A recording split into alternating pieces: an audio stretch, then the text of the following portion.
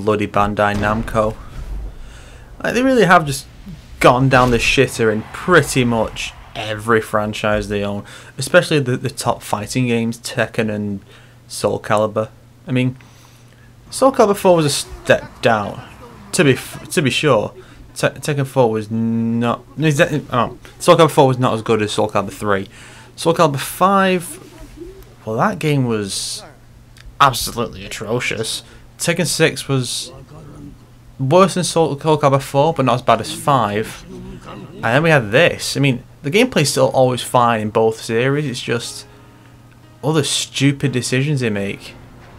Like, with this game, they decided that they still haven't got over this outdated concept of overpowered boss characters.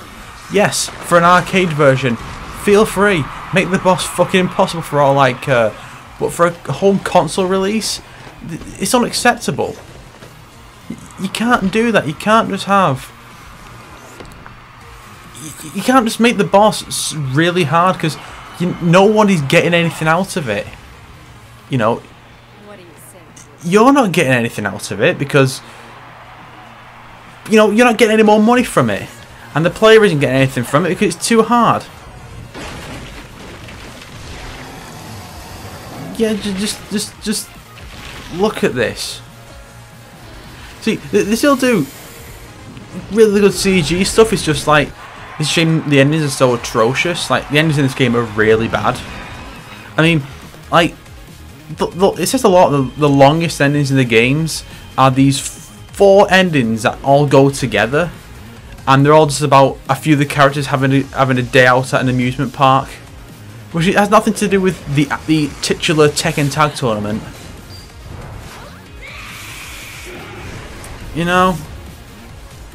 But it's like, still I do applaud them for doing another tag tournament in general, because Tekken Tag Tournament 1 was really good. But there has been a notable decline in the quality of the endings ever since Tekken 6. It's really noticeable. I mean, at least we have endings for this game, unlike Soul Calibur 5, but it's still rather notable. They're pretty bad. So yeah, I haven't played the game since a few days after it came out, so that was like late 2012. So we're just gonna go check out the arcade one. I've heard there's some patches and some fixes and that, and then the entire top 2 rows have been added since. Well, no, I guess most of the top row, because I've clearly played as these 2. But yeah, you got most of the entire roster from the entire series. Even like newcomers like Slim Bob and Bosconovich is back, and you get to play as Sebastian.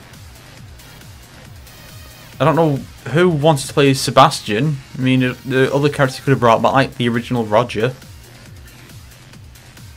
So let's go with Unknown, who was only given 1 costume for this game. I'm not sure you can customize it. And I'll give her partner my favourite character, Devil Jin. And that's as far as I got with customizing him, because the game is shite. But I'll just go with that costume. So we're basically going to see how well it can do with the game now. You see those 23 losses? Most of them were against the final boss, Unknown. It's a real bitch. Unknown's actually interesting because she was introduced in the first tag tournament as the final boss. Also, hate having to fight all the customized versions of the characters. I'd rather just fight the normal ones. So basically, Unknown was introduced as the final boss of the original tag tournament, and she was this mysterious character who looks a fair bit like Jun Kazuma, and even she could make other characters' movesets in the original tag tournament. No, and she got so she always mimicked other people's movesets, but she always started with Jun's. So there are all these rumors about who she was, and the original idea, as revealed in I think it was a Tekken 6 art book, was that the idea was Unknown was supposed to be Jun's sister. They did give an explanation for who she is in this game, finally.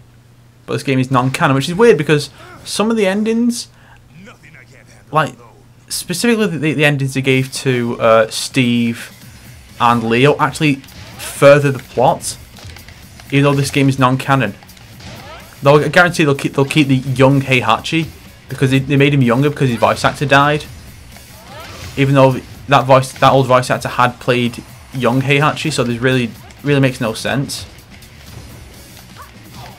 Actually, why the hell am I spending most of the time as unknown? I do like having tag moves. Oh, I changed her style. Huh. I guess I never got around to doing more with it. Yeah, some characters actually have special tag throws and entrance poses and victory poses, which is always cool to see. But maybe because there's just so many more characters, there's so many more generic ones. It's just a problem you're always going to run into when you have a bigger roster. That a lot of things just aren't that great. Ah, shit. Don't hit me, Jack. Yeah, Devil Jin's a character I'm best with. And he's also the one I like to use the most. Not played him in a while, though. Bloody hell. Get me ass kicked. Oh shit, best change out. I'll just play as super OP unknown. And they have these moves, which are cool. Where you can just like switch between characters to do combos. Now, I've never been really proficient in any particular fighting game, like one where I can pull off all the big massive combos, because I've never really given it enough of a shit to want to try. See, look how shit the customizations are. Like, they've got these just wearing little rags on their heads. What's even the point? So what about this tag summit though? Unlike the first one, it was basically just Tekken 3 with a tag system and most of the rosters from Tekken 2 and 1 brought back. But what's weird is that when they did this one, they added so many more. Like all the arenas are almost all the arenas are brand new. There's a few, like the one I was just on then was from Tekken 5 Dark Resurrection, but most of them are just completely new, which is weird. But Heihachi's normally a sub boss. This game's weird. It's got like 2, technically 3 sub bosses. So I didn't think you could fight Heihachi before that, unless playing as Unknown's going to give me a different sub boss. Oh, look, there's too much going on in this stage. I do like how Unknown's the goo on Unknown's body shifts during the battle.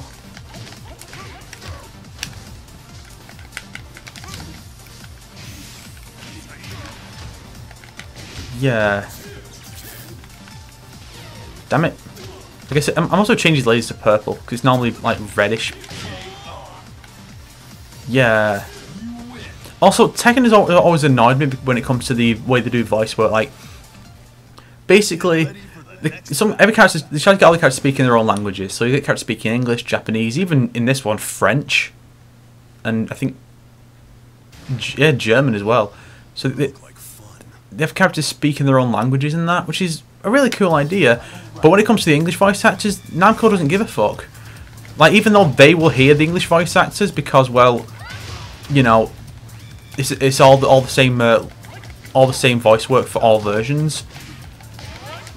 So it gets really bizarre when Namco don't give a fuck because they just reuse old voice clips, even from voice actors that are completely different. Like, okay, so for example, Nina Williams, they're still using voice clips from Tekken 4, even though her voice actress, she was recast after Tekken, before Tekken 5 with Mary Elizabeth McGlynn for the spin-off Death by Degrees, and she stayed on for 5 story mode, 6, the CG movie, this, and I think Cross Tekken, and they've still not updated her in-game fight voice clips.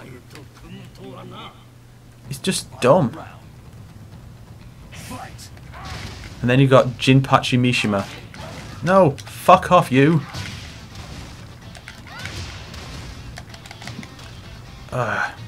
I think the only Namco projects I'm actually interested in at this point are Tekken Cross Street Fighter, only really from a just watching it develop standpoint, and I'm also interested in obviously Super Smash Bros. 4. Damn it! I keep pressing the wrong button. No, wrong button. Well, wrong distance rather. Whoa! That was awesome! I did all the damage you needed to drop the floor by just stomping on him. So what's interesting about this, he does this no matter where you are, even if you're on the top floor. So basically, I guess if you're on the top floor, he opens a trapdoor, and the bottom one opens as well. And look, they put Olga there straight away to just... There's no ambiguation about... It's not ambiguous about who you're going to fight, it's just true Olga. It's weird. Honestly, I don't know why they didn't just have a game with the tag system and have it be canon. Just say Tekken 7 has the tag tournament.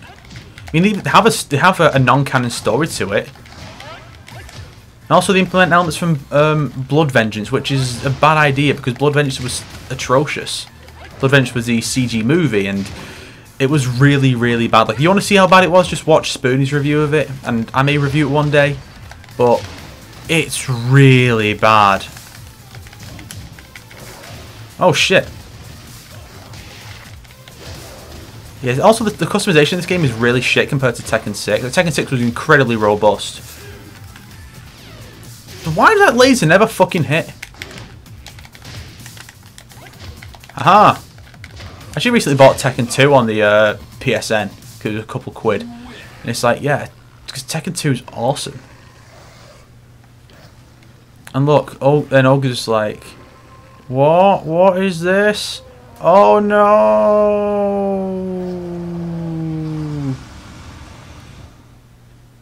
And then we move on to what is kind of sort of...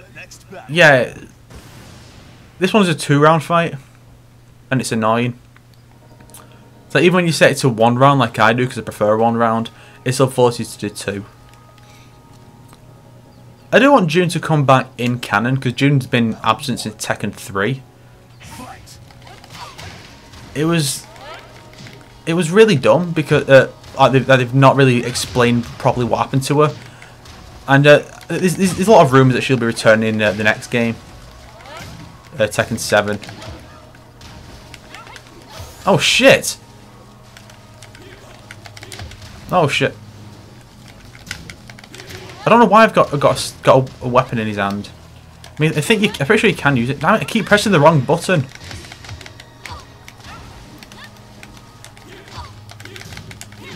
Fuck off, June.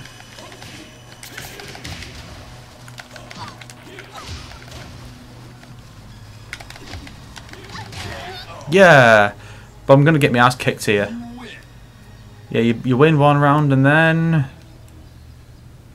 Oh no, what is happening? It's Unknown with white hair. Really? That's how they differentiate her. See, when they did when they did the original tag tournament, Unknown actually had a second costume, which was like her in like these shitty rags. You know? Now, you may be looking at this and saying, this doesn't look too tough. Well, I guess maybe because I'm playing as Unknown, who is just really, maybe he's overpowered. Or maybe they did just tone her down in a patch since, because I think I heard something about that. And I'm going to get him. Well, I've already got... No! Oh! Because I've already got Devil Jin's ending. Oh. Damn it. Yeah, because I think it does go off the idea that the first character... It's not the first character you select, it's the one that beats her. I think. But we'll see. But yeah, honestly, bringing in Unknown into canon, I'd be fine with that. No, it is Unknown's ending. Good. But yeah, I would like to see them actually do stuff with Unknown as a concept, because in the original tag tournament, it was basically she was possessed by this wolf demon, and in her ending in that game, she basically just destroyed the wolf demon after breaking free of its control. In this game, well, the wolf demon's absent for some reason, but it would be interesting to see. Now, this is a very nice visual effect. It reminds me a lot of the trailers for Street Fighter Cross Tekken.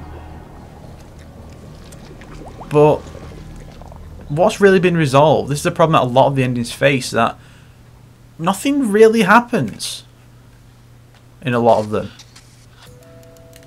You know, sometimes they might make a case that, well, if someone from are like joke characters or whatever, you can always excuse that, but you know, the ending's supposed to be the thing that you work towards, the thing that your reward for beating the game, especially a tough final boss. And I don't know, it just takes a lot of the fun away when you get a really shitty ending that resolves nothing.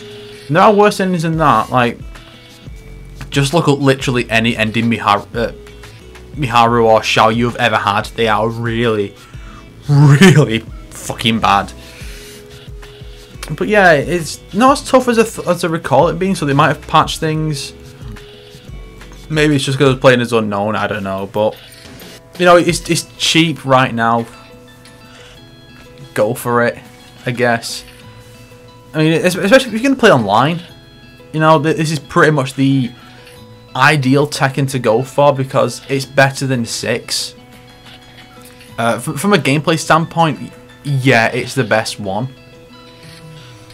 But it's just it has things like the customization that's so limited compared to 6. And I get why there's a bigger roster, but it's still really limited. And they could have had DLC stuff. All the DLC characters they did, all that top row characters, they're all free, which I definitely give Namco credit for. No dislot content bullshit you get from Capcom. All free, just you get them no matter what. That's really good. There's a lot that this game does do right, I will admit, but the difficulty in the arcade mode can be a bit much, so bite your own risk. But it's worth checking out. And playing through this now, I have kind of softened up a bit on it, so you know, consider it. Will I do more fighting game stuff in the future? I'd like to. It really just depends on what there is to play. If you have any ideas, you know, feel free to give me suggestions. I might try it out. See you next time.